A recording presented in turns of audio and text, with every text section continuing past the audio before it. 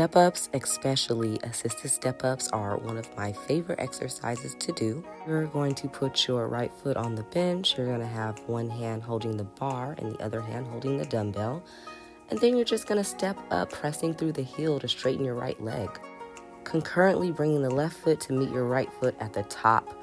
Make sure you guys are really pushing through those hip flexors, and you want to bend that right knee and step down with control.